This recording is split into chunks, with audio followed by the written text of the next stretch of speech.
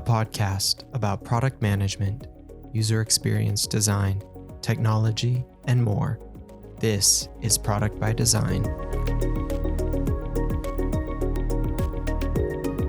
All right, welcome back to another episode of Product by Design. I am Kyle, and today we're joined by another excellent guest, Gopal. Welcome to the show. Hi, Kyle. Delighted to be here. Awesome. Well, we are excited to have you. Let me introduce you really quickly, Gopal, and then we'll have you kind of tell us a little bit more about yourself. But Gopal is CTO and head of Sust Global, a climate and data startup, enabling corporations, financial services, and NGOs to make climate resilient decisions and sustainable investments, which I'm excited to talk about because I think that's a really, really important topic. And previously, he led the analytics engineering team at Planet Labs, an aerospace company that operates history's largest commercial fleet of Earth observation satellites, which sounds really, really intriguing as well. But why don't you tell us a little bit more about yourself? Yes, to all of you listening, very delighted to be here. Thanks for tuning in. So I'm a geodata scientist who started his career in electrical engineering. So I spent the early years of my career in multimedia.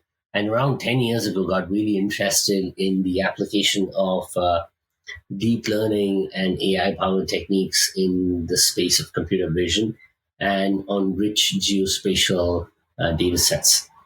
And initially started exploring public data sets emanating from the European Space Agency and NASA.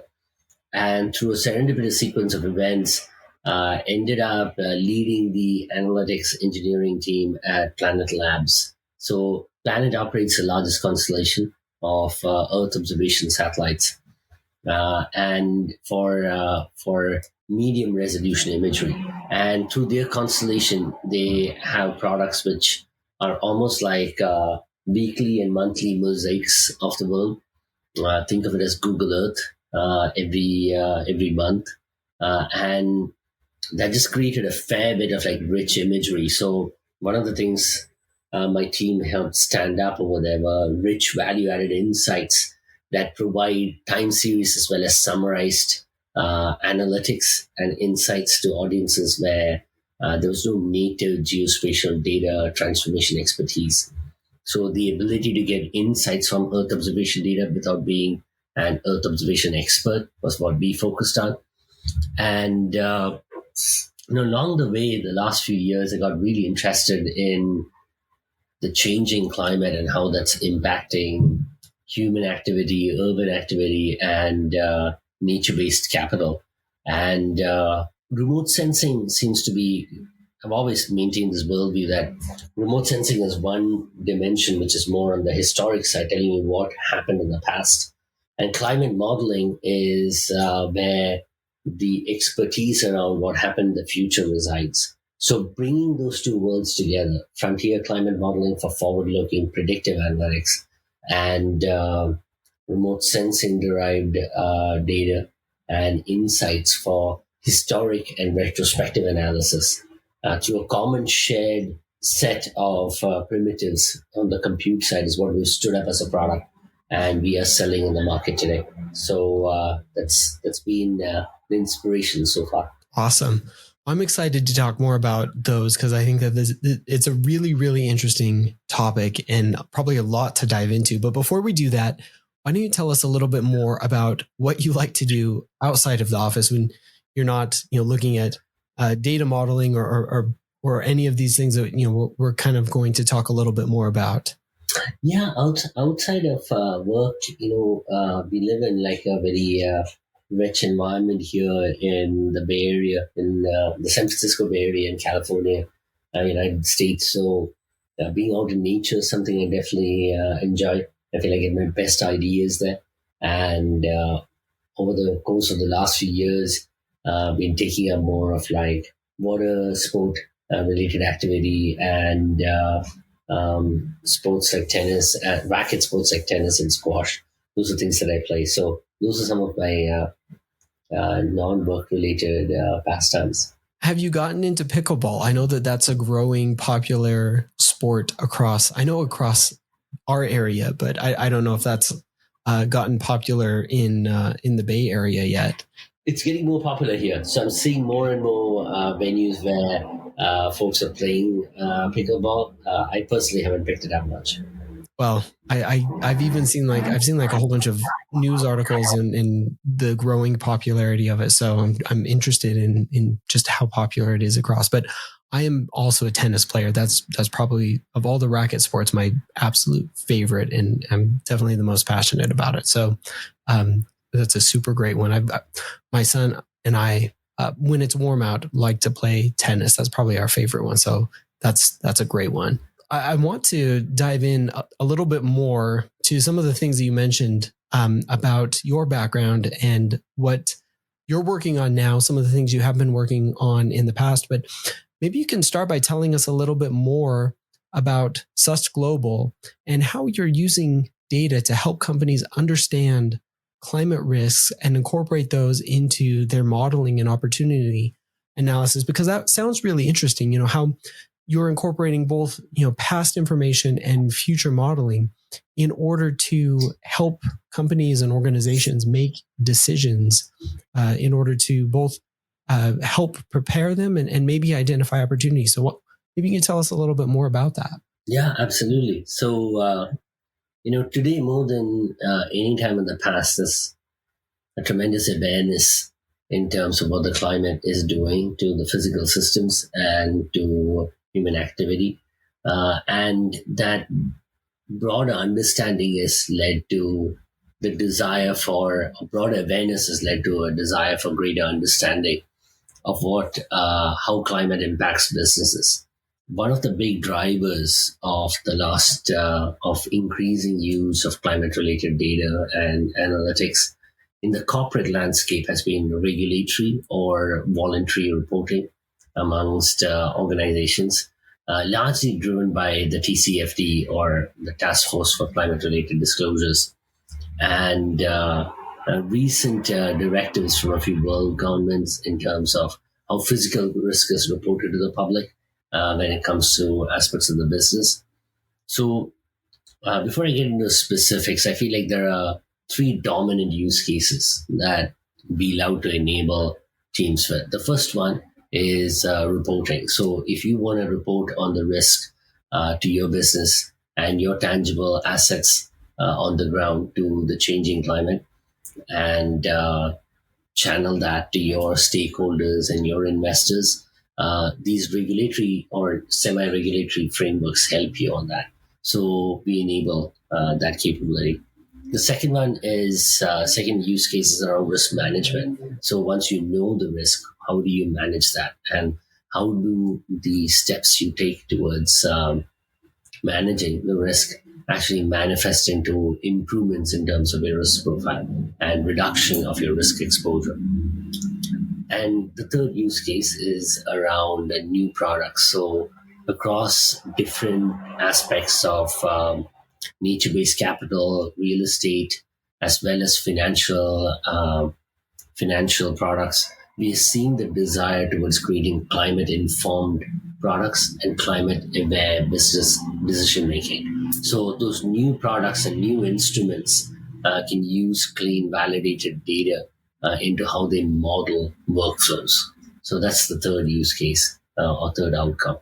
So we've stood up an API and a dashboarding product that serves into all these three use cases and across different markets. So we've focused on a few specific verticals, be it real estate, financial data, and nature-based capital solutions.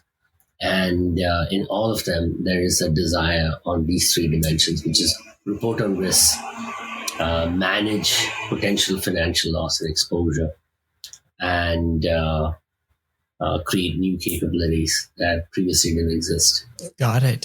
So I'm curious, you mentioned, kind of focusing in on, some specific verticals or specific market areas.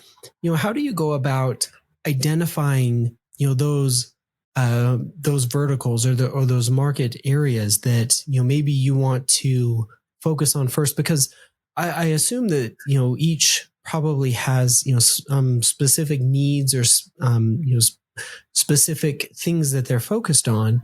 And, obviously when you're looking broadly at the whole market and the way that everybody is working on risk analysis and everything, as a company, as data analytics, you kind of have to, focus on specific areas first and probably get those right, and then kind of move to, to new ones. How do you go about that? How do you think about focusing and then building for different verticals? And what's kind of the prioritization that you use to think of through, here's how we're going to focus on this vertical or, this market segment. And then here's how we're going to leverage what we know and what we've done in order to now build out for new market segments or new market verticals. Yeah, great question, Kyle. I feel like that's fundamentally how we think about product management in this space. The benefit we've had trying to build this product and this set of capabilities in the market today is that there's an existing suite of products that are served into the market, albeit with limitations, albeit with some legacy which is limiting how they are used. But there's been some market definition already. And there are an increasing number of stakeholders who are paying attention to physical climate risk data into these venues. And that's helped us identify, okay, here are certain kinds of teams and certain user personas that can benefit from having data with these differentiated features and can benefit from very specific set of product features that don't exist today in the market. So we've largely gone after an understanding of what stakeholders are doing, what their desirables are. And this is largely been through customer discovery, deep understanding of their workflows, how they are looking at the problem, and connecting our outputs into those outcomes that they are seeking. So when it comes to some of these specific verticals, we've done a lot of discovery. We've been deliberate in terms of not going after too many verticals simultaneously. Even though when you talk about foundational climate data, you can go to many verticals, and picked a few where there is a fair bit of early adopters and there is enough maturity to understand the proposition and to be able to discriminate solutions based on the proposition we uniquely serve. What if I told you that a year from now you could finally get that Chief Creative Officer promotion, lead a larger team, and have your CFO finally understand the value of design? It all starts with Future London Academy's MBA for Design Leaders. During our 5 2-week modules in London and California, you'll be in the same room with creative leaders from around the world, learning, collaborating, and sharing laughter and tears. You'll go behind the scenes of the top design agencies and most inspiring companies while receiving bespoke mentorship from CEOs, CFOs, and design leaders from Dropbox, Pentagram, Wolf Olins, Zaha Hadid Architects, and many others. With Future London Academy, you're here to erase borders, question everything, inspire others, ignite ideas, make friends, challenge the impossible, start a movement, invent solutions, think differently, change the world, and never stop learning. Become one of the 30 changemakers today. Apply now at bit.ly/chief designer. That is bit.ly/chief designer, or check out the show notes for the link. You've kind of talked about, what you see as some of the most important things or the biggest risks that companies are looking at. And you talked about, some of it really being around the reporting and the identifying of risks.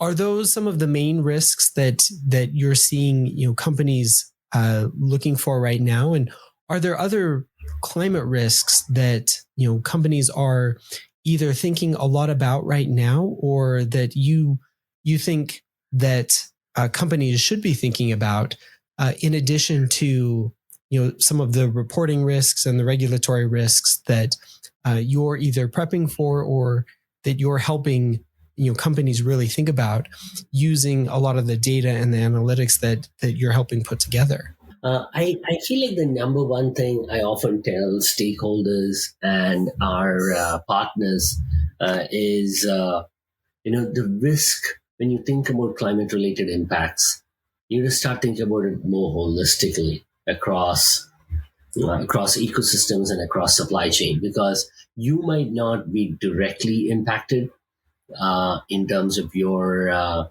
tangible assets, but your operations might be. So if you're an industrial site, the site might not have direct risk, but the site workers and the materials going into an industrial facility might often be along routes or in locations which are impacted by climate. So having a more holistic view into climate related risks at a global scale over time horizons which are more than the next few months. It's kind of what is needed if you want to plan for the future and make better decisions that enable sustainability in a climate aware fashion. No, that makes a lot of sense, where it's not just reporting or regulatory, but it's a much more holistic view of, how does all of your operations as a company work together, and what are all the potential impacts? When we talk about climate, I feel like it almost could become, this very hot touch point, because it's become almost this probably over politicized thing. Do you run into that? I assume you probably do run into it. How do you deal with that? When it comes to either companies or individuals, where it may become either a difficult conversation or something where you have maybe opinions that have been formed, or you have to kind of overcome maybe some preconceived biases when it comes to climate risks or those types of things. Like, are you running into that, and how are you dealing with it? Yeah, there are biases. And I think when it comes to, I think this is the piece which is often misunderstood. When it comes to an understanding of the changing climate, most people have been affected either directly or indirectly by it already, where they have an understanding and there is an acknowledgement today compared to 10 years ago. I think the challenge we face is how to incentivize and how to assess economic activity in the context of climate change. I feel like that's the big difference. And there's a lot of politicizing. So, fossil fuels a good thing, or are electric vehicles a good thing? So there's a live debate around that.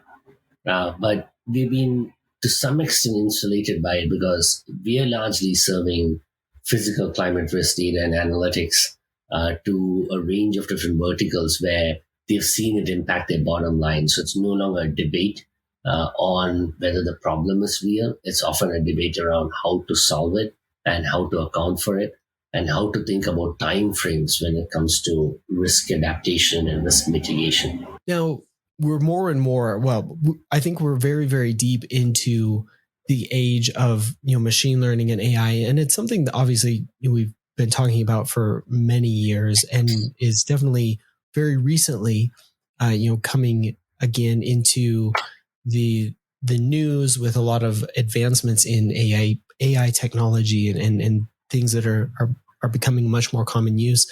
How are you both viewing, machine learning and AI, and how are you incorporating those technologies into what you're using for climate analytics for your company, and how do you view that as both helping and impacting what you're doing going into the future? There is a lot of debate around how machine learning related technologies are used in human environments with significant human impact.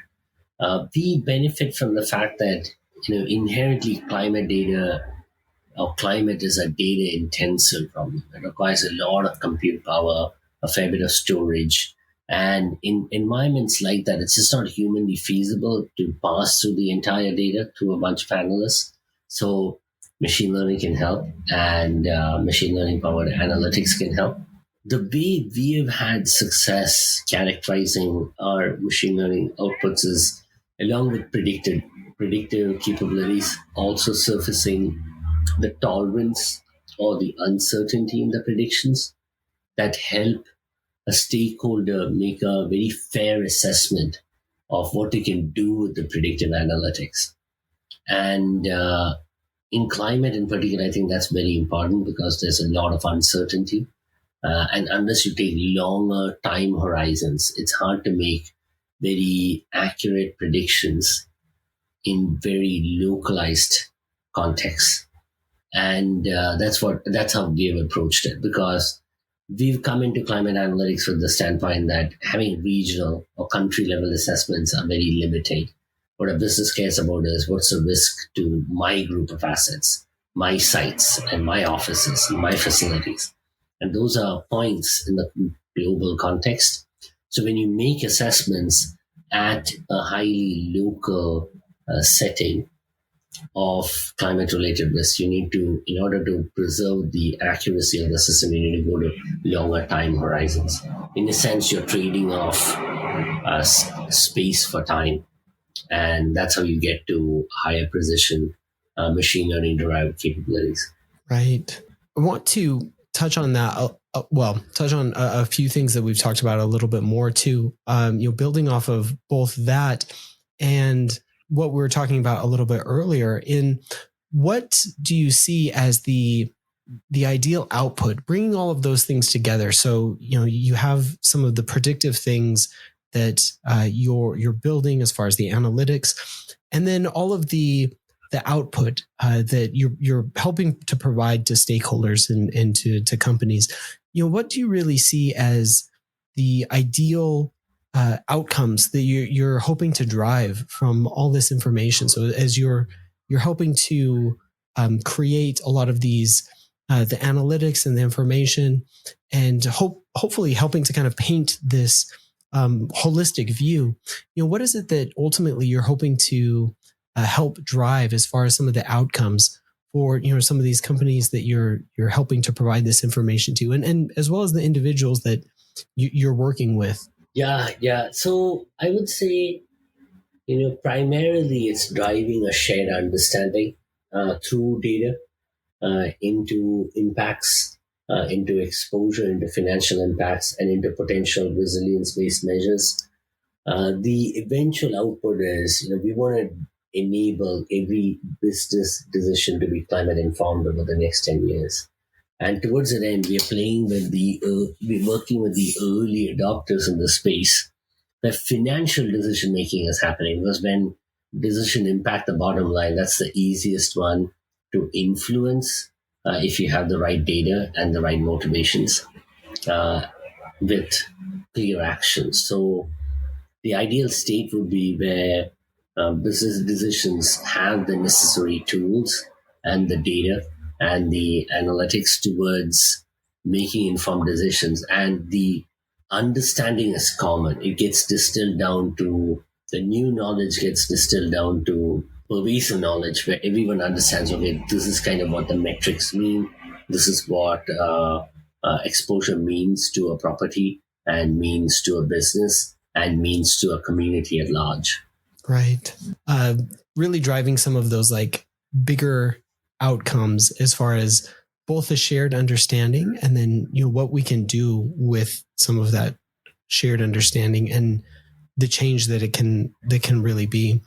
So I want to kind of talk about some of your broader experience as well, because you've worked at a number of different companies. You mentioned in the intro, Planet Labs, which is an aerospace company, which is super fascinating.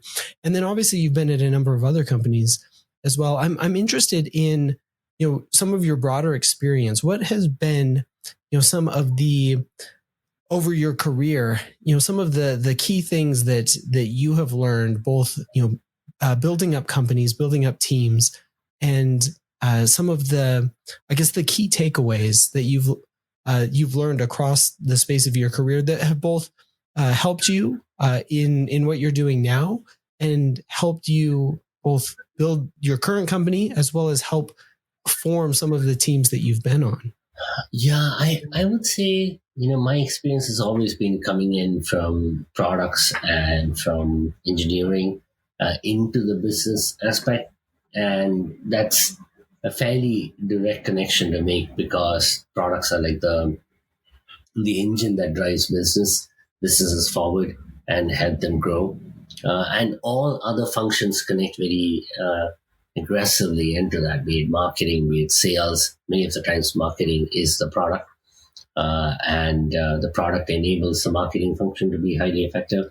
So, over the course of the last couple of decades, my learnings have been all these different teams within an organization, be they working on marketing, be they working on operations, they're working on growth, commercial growth, or on product and engineering. They all need to have a shared understanding and shared context around the business. And in teams where that exists, you can almost see direct correlation with how successful they are. That's one big piece of learning, which is just creating cohesive, deep context and understanding of what the business does across the functions helps all teams be better collaborators with one another. The second thing I would share is, many of the times when it comes to engineering, we often tend to get very focused on value creation. Hey, this feature would be very interesting. This product must be there in the market. This capability doesn't exist. Let's build it. So I think the value creation aspect is very native to us. But what we think a little less about is you created value for the customer, but in order for you to be able to sustain that, you need to be able to distribute that value in a sensible way.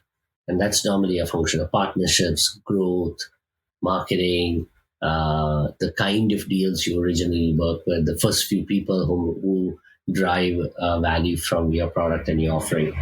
And the third dimension is that of value capture. So you might be able to create a lot of value, but if you don't capture a fraction of that, you can't sustain as a business. So successful business is powered by creative and skilled engineering and powered by groundbreaking products normally have all three of them. They're not just value creators, they're great value distributors and also great value capturing functions. And I feel like that's the context I would share with product teams to think about all those three dimensions. You've touched on a number of really, really good things that I think are really critical for successful teams, really at any organization, being able to kind of like you were mentioning, have that shared understanding, be able to create value for customers, be able to then capture that value.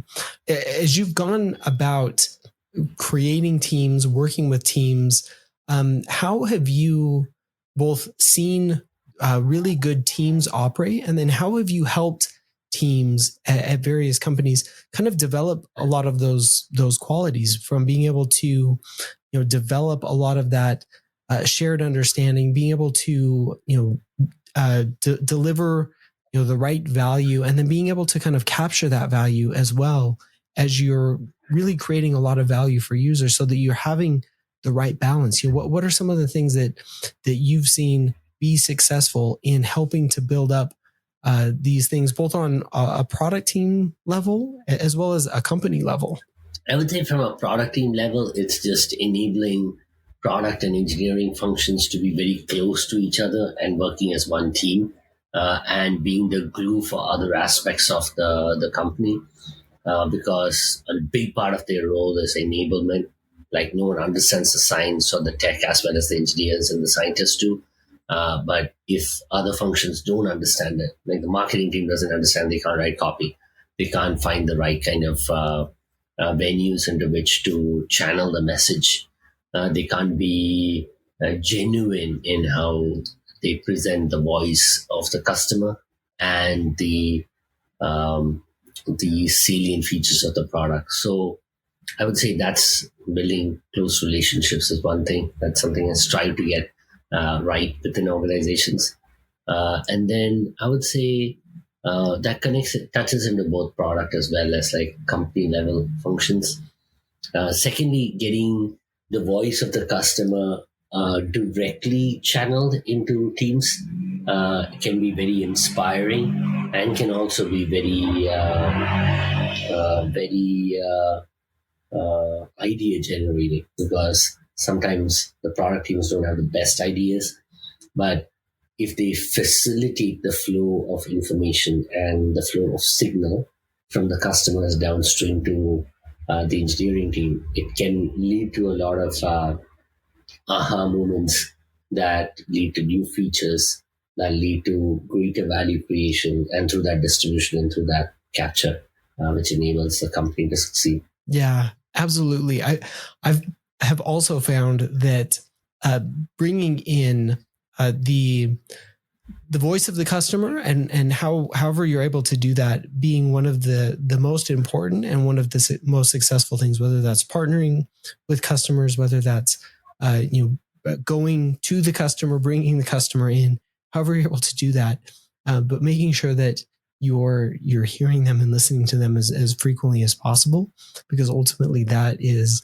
like where you're solving the problems and where you're actually getting the best and most pertinent information from. So absolutely agree with that 100%. I wanted to ask too about your experience at Planet Labs, because the largest commercial fleet of Earth observation satellites, that to me is just absolutely fascinating, because you're talking about what sounds like a massive hardware operation and just a lot of probably really, really interesting dynamics and really interesting problems to solve.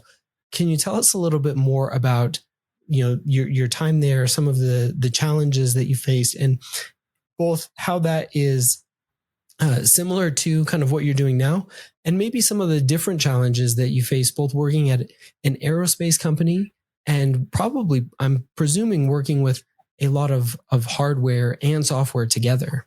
Yeah, I would say Planet had a unique blend of like the spacecraft expertise, the software platform expertise, working with those Earth observation data, and the third bit is like analytics expertise. So bringing all those three things together is what makes that company unique. And very thankful for the opportunity to be able to work there and learn from teams as much as teams were able to learn from me. I would say the most exciting challenges there were when you're building something like that and enabling a new data capability into markets which have not had that before. The ability to see new use cases emerge on a near monthly basis was very exciting. Secondly, just enabling a longer cycle over which those learnings can happen and over which those use cases can surface were two things that I felt were incredibly valuable for me to see firsthand. And secondly, also learn from what our customers were doing, because the early adopters of Earth observation data in their workflows did things that even the data creators did not understand. And through that, there's like a synergistic or symbiotic relationship between the data providers as well as like the data consumers. And we're kind of doing the same. We're kind of going through a similar cycle here at Sust Global, which is, we want to enable the application of climate data sets in many markets. But there are only a couple of markets we understand really well. So if we were to provide it to an academic who's doing research in a specific area, we have no expertise in how they use it. That's new for us. So we are kind of planting the seeds for that sort of a symbiotic relationship ourselves. And we're seeing some very exciting germination as we speak. So those are some of the learnings I was able to pick up from Planet and apply into how we do things at Sust Global. Awesome. That's super fascinating. I always think that obviously, taking any of the challenges from previous places and then applying them to new ones is a very, very useful exercise. And then especially when it involves so many different dynamic areas of expertise and then kind of bringing them into some of these new areas is both really, really useful and can be a really helpful exercise. You've mentioned kind of a couple times, and I'm really kind of fascinated on this to get your thinking on this idea of the early adopters, because I think that in a lot of our technologies and a lot of our products and companies and everything, we have a lot of those early adopters, and those very early to their technology and very comfortable with using it. And then as we kind of bridge into a lot of those more mainstream users who are not as maybe as tech savvy or as early, obviously, as our early adopters, there is that gap, and we're familiar with that kind of that technology gap, or that even that chasm, as we call it sometimes. But Yeah. how do you view that as moving from your early adopter group, those very early users, into some of the more mainstream? What are some of the challenges that you see, and how have you overcome them, or how are you overcoming them in order to make the use case much more mainstream, for both for the analytics, for adopting climate risk assessment, for all of the things that you're kind of working on? Yeah, I would say there is the quick answer is the early adopters provide patterns of usage that can inform the early majority. And getting those patterns of usage documented, enabling case studies, enabling user stories which are very clear, and that coupled with regulatory or voluntary or stakeholder led tailwinds can enable businesses to move from the early majority into early adopters and learn from each other. So that's the methodology we have followed, which is just share enough of our learnings across customer bases so that we're enabling the new set of customers and prospects to see the patterns of usage. Well, that makes a lot of sense. So that as each of them are kind of working, that chasm or that gap becomes a lot more narrow, and it is much less of a kind of a bridge to go across, and you're able to both take a lot of the learnings from both of those groups, and they're also able to help take a lot of the learnings from each other. I think that makes a lot of sense. What things are you most excited for, or what things do you see coming down the pike as far as technology, or even things to do with climate and climate change or climate risk assessment, or even more broader technologies that you're excited for, or that you see coming over the near or midterm? See, I'm very excited about generative modeling through AI. It's changed the nature of the game in aspects like search and knowledge gathering with capabilities like ChatGPT. It's changed the nature of generative images using solutions like DALI, or using other capabilities that exist today in the market that include groups that are doing very interesting things with generative modeling. I feel like there's a version of that can be applied to climate-related data and into environmental data as you think about future scenarios that play out based on human activity today. It requires a lot of finessing and a lot of development, but that's one area we're particularly excited about here at Sust Global.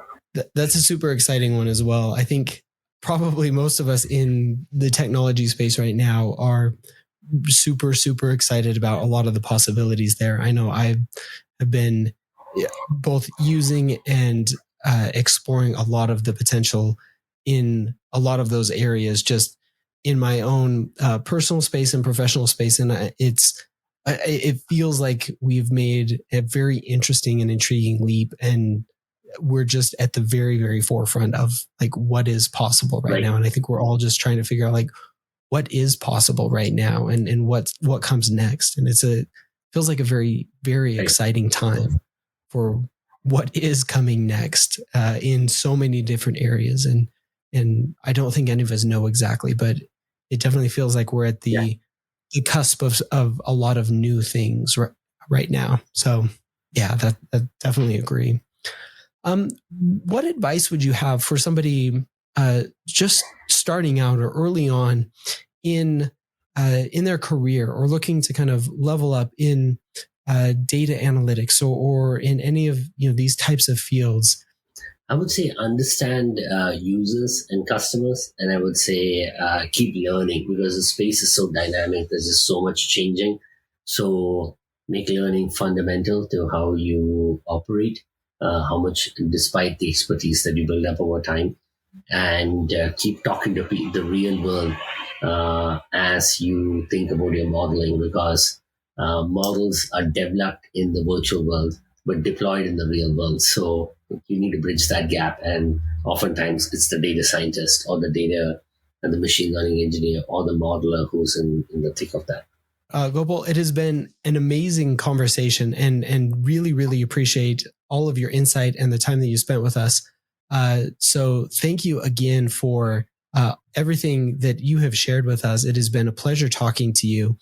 Thank you, Kyle. Delighted to be here. Thank you all for tuning in. LinkedIn is the best place to reach me.